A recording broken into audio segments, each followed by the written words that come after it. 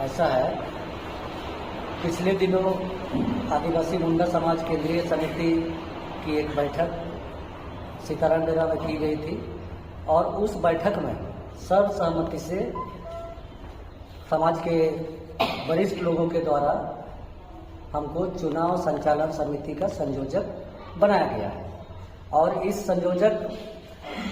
बनाने के बाद फिर लगातार हम लोग एक बैठक किए और बैठक में जो है आदिवासी मुंडा समाज का 14 ब्रांच है, 14 शाखा है और सभी 14 शाखा से हम लोग 3-3 सदस्य चुनाव संचालन समिति में आदिवासी मुंडा समाज का आम चुनाव सुचारू रूप से संचालन करने के लिए 3-3 सदस्यों को मांगा गया है जो सभी शाखा से होंगे। और उन सदस्यों के साथ मिल करके हम लोग एक आम सहमति बनाकर एक आम सभा का बैठक बहुत शीघ्र ही करने वाले हैं। और उस आम सभा के बैठक में सोसाइटी रजिस्ट्रेशन एक्ट 1860 के अंतर्गत जो भारतीय संविधान में दर्ज है और भारतीय संविधान के अनुसार हम लोग सोसाइटी रजिस्ट्रेशन एक्ट 1860 के अंतर्गत आम सहमति बनाकर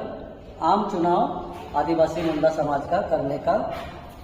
निष्पक्ष रूप से चुनाव करने का कोशिश कर रहे हैं। और अगर आम सहमति नहीं बनती है तो वैसी परिस्थिति में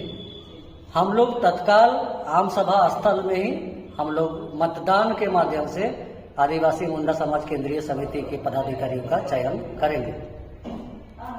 के लोग कुछ चुनाव का विरोध कर रहे हैं, इसके बारे में आप क्या कहेंगे?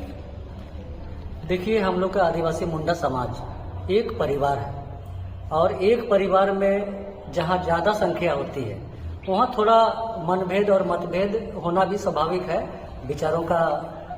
जो है नहीं मिलना, इस तरह का ये स्वाभाविक प्रक्रिया है। और जो लोग चुनाव का विरोध कर रहे हैं ऐसे लोगों से हम अपील करना चाहते हैं, आग्रह करना चाहते हैं कि समाज के मुख्य धारा में जुड़कर चुनाव संचालन समिति द्वारा सोसाइटी रजिस्ट्रेशन एक्ट के अंतर्गत जो नियमावली बनाई गई है उस नियमावली के अंतर्गत आकर आप पदाधिकारी के लिए या अन्य पद के लिए, किसी भी पद के लिए सक्रिय भूमिका निभाएं। ये स्वतंत्र चुनाव है, स्वतंत्र रूप से चुने जाएंगे। जो समाज के अच्छे लोग होंगे, जो समाज को नई दिशा और दशा दे सकेगा, ऐसे लोगों का हम लोग स्वागत करते हैं। और हम आप मुंडा समाज के सभी लोगों से भी आग्रह करेंगे कि समाज का बागडोर वैसे हाथों में दे जो समाज